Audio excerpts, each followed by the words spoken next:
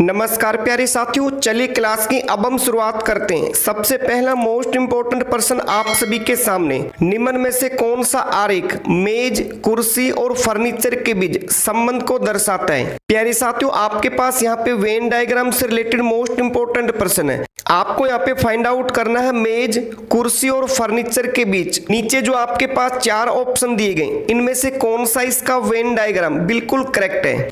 तो बिल्कुल सिंपल सा कंसेप्ट है, ध्यान से समझने की कोशिश कीजिएगा। आप प्यारे साथियों इनमें चेकआउट कीजिए मेज, कुर्सी और फर्नीचर में किस प्रकार का रिलेशन है। तो प्यारे साथियों, आप सभी को यहाँ पे अच्छे से क्लियर है, मेज और कुर्सी ये दोनों क्या है, बिल्कुल अलग अलग। तो हम एक डायग्राम में मेज को नोट डाउन करेंगे और सेकंड डायग्राम में कुर्सी को कुछ इस प्रकार से नोट डाउन करेंगे। और ये दोनों ही प्यारे साथियों किसके अंतर्गत आते हैं, फर्नीचर। तो इसके ऊपर हम कुछ इस प्रकार से बड़ा एक वर्क बनाएंगे और इसमें लिख देंगे हम फर्नीचर। ठीक है, तो प्यारे साथियों इसका कुछ डायग्राम इस प्रकार से रहेगा। अंदर आपकी मेज और कुर्सी, इन दोनों का आपस में कोई रिलेशन नहीं है, लेकिन ये दोनों किसके अंतर्गत है, फर्नीचर के।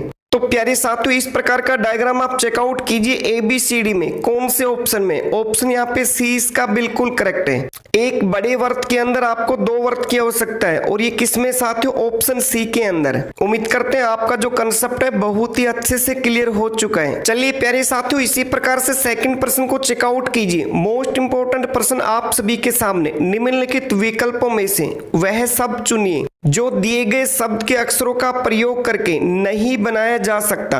प्यारे साथियों आपके पास यहाँ पे जो एक शब्द दिया गया, इस शब्द में जितने भी अक्षर यूज किए गए, इन अक्षरों का प्रयोग करके नीचे प्यारे साथियों आपके पास चार ऑप्शन में अलग अलग शब्द दिए गए। तो आपको इनमें से फाइंड आउट करना है इस शब्द के आधार पे कौन सा शब्द आपका यहाँ पे नहीं बनाया जा सकता। इसका मतलब प्यारे साथियों बिल्कुल सिंपल सा कंसेप्ट है। आपके पास यहाँ पे जो शब्द दिया गया, इस शब्द में जितने भी अक्षरों का प्रयोग किया गया, आपको नीचे चेकआउट करना है। आपके पास ABCD में जो चार शब्द दिए गए, ऐसा शब्द फाइंड आउट कीजिए प्यारे साथियों जो आपके पास इस शब्द में जितने भी अक्षर दिए गए, इन अक्षरों के अलावा आपको अलग से कोई अन्य अक्षर मिले, वही शब्द इस प्रश्न का बिल्कुल करेक्ट आंसर होगा। आपसे पूछा गया कौन सा शब्द नहीं बनाया जा सकता। इसका मतलब प्यारे साथियों आपके पास यहाँ पे जो शब्द है, इसके अलावा अन्य अक्षर आपको चेकआउट करना है। तो चेकआउट कीजिए ABCD में ऐसे कौन से शब्द में आपके पास ऐसा अक्षर है जो इनसे अलग है। तो ऑप्शन आपका यहाँ पे D इसमें बिल्कुल करेक्ट है। D में कौन सा अक्षर रहेगा प्यारे साथियों, आप यहाँ पे थर्ड लेटर को चेकआउट कीजिए H।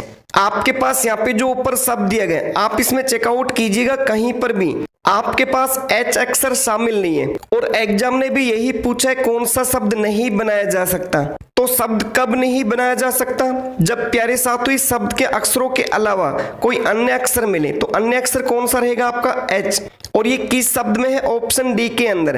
बाकी प्यारे साथियों option A, option B, option C ये सभी शब्द इस शब्द से बनाए जा सकते हैं। अगर इस प्रश्न में पूछा जाए इस शब्द के आधार पे कौन से शब्द बनाए जा सकते हैं, तो कौन कौन से बनाए जा सकते हैं, A, B और C ये तीनों इसमें करेक्ट रहेंगे। लेकिन अभी पूछा है कौन सा शब्द नहीं बनाया जा सकता, तो कौन सा नहीं बनाया जा सकता, ऑप्शन D। किस अक्षर की वजह से, H अक्षर की वजह से। प्यारे साथियों अभी आपका जो करेक्ट आंसर होगा तो कौन सा रहेगा, ऑप्शन D। उम्मीद करते हैं अब आपका जो कंसेप्ट है बहुत ही अच्छे से क्लियर हो चुका है। चलिए इसी प्रकार से नेक्स्ट प्रश्न को चेकआउट कीजिएगा। मोस्ट इंपोर्टेंट प्रश्न आप सभी के सामने, K G का वरिष्ठ है। वरिष्ठ मतलब प्यारे साथियों K जो है वो G से क्या है, बड़ा व्यक्ति है। तो आप इसको कुछ इस प्रकार से नोट डाउन कीजिएगा, K G का वरिष्ठ है तो G को K के नीचे इस प्रकार से नोट डाउन कीजिए। आगे चेकआउट कीजिए, G A से वरिष्ठ है। ये जो G नाम का व्यक्ति है प्यारे साथियों A से वरिष्ठ है, मतलब A से बड़ा है। तो आप जस्ट G के नीचे A को नोट डाउन कीजिएगा कुछ इस प्रकार से। इससे आगे चेकआउट कीजिए, A R से कनिष्ठ है। जो A नाम का व्यक्ति है प्यारे साथियों ये किससे कनिष्ठ है, R से कनिष्ठ। कनिष्ठ मतलब होता है साथियों छोटा। इसका मतलब आपके पास यहाँ पे जो A नाम का व्यक्ति है ये R से कनिष्ठ है। इसका मतलब R जो आपका रहेगा साथियों किससे बड़ा रहेगा, A से। तो R कहाँ पे लिखेंगे, जस्ट A से ऊपर कुछ इस प्रकार से। आगे चेकआउट कीजिए, R G के कनिष्ठ है। इसका मतलब प्यारे साथियों ये जो R नाम का व्यक्ति है ये किससे कनिष्ठ है, G से। मतलब मतलब जो आर नाम का व्यक्ति है वो जी से छोटा है, तो आर को हम कहां पे नोट डाउन करेंगे, जी से जस्ट नीचे। तो साथियों इसका डायग्राम कुछ इस प्रकार से रहेगा। सबसे ऊपर आप के को नोट डाउन कीजिए, इसके बाद जी, इसके बाद आर, इसके बाद ए। तो इसका डायग्राम कुछ इस प्रकार से रहेगा। अब एग्जाम ने पूछा आपसे सबसे वरिष्ठ कौन है, सबसे वरिष्ठ, वरिष्ठ मतलब सबसे बड़ा। तो इनमें सबसे बड़ा कौन सा रहेगा प्यारे साथियों आपके पास के। इन चारों ऑप्शन में चेकआउट कीजिए ए बी सी डी में किस ऑप्शन में के, तो किस ऑप्शन में प्यारे साथियों, ऑप्शन सी के अंदर। अगर आपसे पूछा जाए सबसे छोटा व्यक्ति कौन सा है, तो सबसे छोटा कौन रहेगा साथियों यहाँ पे ए। अगर आपसे पूछा जाए के और ए के बीच में कितने व्यक्ति बैठे हैं, तो कितने रहेंगे साथियों यहाँ पे दो। कौन कौन से व्यक्ति, जी और आर। अगर आपसे पूछा जाए के से तुरंत छोटा व्यक्ति कौन है, जी, जी से तुरंत छोटा कौन है, आर, आर से तुरंत छोटा कौन है, ए। अगर पूछा जाए ए से कितने बड़े व्यक्ति हैं, तो आर जी के कितने बड़े व्यक्ति हैं, 3। यानी क्वेश्चन प्यारे साथियों एग्जाम के द्वारा किसी भी प्रकार से पूछा जा सकता है। अभी आपसे पूछा सबसे बड़ा व्यक्ति कौन है, तो सबसे बड़ा कौन रहेगा, के। ऑप्शन सी यहाँ पे बिल्कुल करेक्ट है। उम्मीद करते हैं इस प्रकार के प्रश्न भी आप अब आसानी से सोल्व आउट कर सकते हैं। चलिए इसी प्रकार से नेक्स्ट प्रश्न को चेकआउट कीजिएगा। किरण रीता से छोटी है, रीता गीता से छोटी है, गीता नीला से बड़ी है, नीला रेखा से छोटी है, उनमें सबसे बड़ा कौन है। नीचे आपके पास 4 ऑप्शन दिए, ऑप्शन ए रीता, गीता, रेखा, नीला। तो प्यारे साथियों इस प्रकार का प्रश्न अभी हमने आपसे डिस्कस किया है। ये प्रश्न आप सभी के लिए, इसका जो भी राइट आंसर है आप हमें कमेंट बॉक्स में जरूर बताएंगे। इस प्रश्न को आप स्वयं से सोल्व आउट कीजिएगा और आपको यहाँ पे फाइंड आउट करना है इनमें सबसे बड़ा व्यक्ति कौन है। 4 ऑप्शन आपके पास है साथियों, जो भी इसका करेक्ट आंसर रहेगा आप हमें कमेंट बॉक्स में जरूर बताएंगे, ठीक है। चलिए इसी प्रकार से नेक्स्ट प्रश्न को चेकआउट कीजिएगा। मोस्ट इंपोर्टेंट प्रश्न आप सभी के सामने। किसी कूट भाषा में यदि सफेद का अर्थ होता है काला, काला का अर्थ है पीला, पीला का अर्थ है नीला, नीला का अर्थ है लाल और लाल का अर्थ है हरा, तो बताएं उसी कूट भाषा में रुधिर का रंग क्या होगा। तो प्यारे साथियों बिल्कुल सिंपल प्रश्न है। ये जो प्रश्न रहेगा एक इमेजिनेशन प्रश्न है, आप इसको इमेज कीजिएगा। इसका मतलब सिंपल सा प्यारे साथियों, किसी कूट भाषा में यहाँ पे सफेद को लिखा गया काला, इसका मतलब ये रहेगा साथियों यहाँ पे सफेद के जितने भी कार्य हैं, सफेद से जितने भी आप काम कर सकते हैं, अब सफेद का काम कौन करेगा यहाँ पे काला। मतलब यहाँ पे प्यारे साथियों पहले व्यक्ति का कार्य यहाँ पे कौन करेगा, सेकंड व्यक्ति। आपको यहाँ पे केवल इमेजिनेशन करना है, ठीक है। यानी आपको यहाँ पे चेक करना है पहला व्यक्ति का कार्य क्या है और आंसर में क्या देंगे उसको यहाँ पे जो लिखा गया है। जैसे एग्जाम ने पूछा रुधिर का रंग क्या होगा, रुधिर का मतलब प्यारे साथियों आपका जो रक्त है, रक्त का रंग कैसा होता है आप सभी को अच्छे से क्लियर है, लाल। लेकिन प्यारे साथियों आप इस क्वेश्चन में चेकआउट कीजिएगा लाल को यहाँ पे क्या लिखा हुआ है, तो आप यहाँ पे चेकआउट कीजिए नीला का अर्थ लाल और लाल का अर्थ यहाँ पे क्या है साथियों, हरा। लाल को यहाँ पे क्या कहा गया, हरा। इसका मतलब अब इस प्रश्न का जो करेक्ट आंसर रहेगा कौन सा रहेगा, हरा, जो कि किस ऑप्शन में है, ऑप्शन नंबर डी के अंदर। उम्मीद करते हैं प्यारे साथियों ये कंसेप्ट भी आपका बहुत ही अच्छे से क्लियर हो चुका है। बिल्कुल सिंपल कंसेप्ट है साथियों, पहले व्यक्ति का कार्य हमेशा याद रखेंगे सेकंड पार्ट करेगा या सेकंड व्यक्ति करेगा। जैसे यहाँ पे लिखा सफेद का अर्थ काला, तो सफेद के सभी काम अब काला करेगा, काले का सभी काम पीला, पीले के सभी काम नीला, नीले के सभी काम लाल और लाल के जितने भी काम है कौन करेगा साथियों यहाँ पे हरा।